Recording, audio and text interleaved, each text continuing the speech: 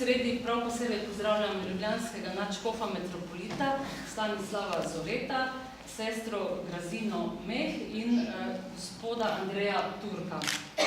Danes bomo predstavili prav posebno in lahko rečemo izjemno knjigo Janeza Pavla II. Z naslovom Ves sem v božjih rokah. Podnaslov knjige, kar je pa tudi najbolj pomembno pri tej knjigi, pa je osebni zapiski od 1962 do 2003. Kot nam že ta podnaslov sam pove, gre za osebne zapiske Janeza Pavla II., ki so sledovi izjemne 40-letne duhovne poti, ne samo Janeza Pavla, ampak že prej Karla Vojtile.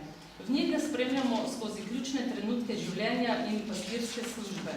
Ob 10. obletnici smrti, in če se ne motim, je bil prav včeraj tudi 10. obletnica pogreba in prvi obletnici kanonizacije za svetnika, so njegovi osebni zapiski išli tudi v slovenščini pri naši založbi Družina. Vemo, da je bilo tudi nekaj polemik, ali ti zapiski smejo iziti v knjižni izdaji ali ne. Papeževa želja je bila namreč, da se uničijo.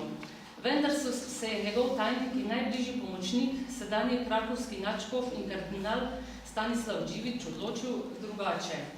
Na predstavitvi knjige v Krakovu je povedal: kar je bilo treba sežgati, smo sežgali, kar pa ohraniti, smo ohranili.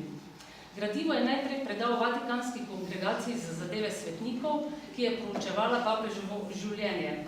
Tik pred njegovo kanonizacijo pa so išli v knjigi pri poljski založbi Znak.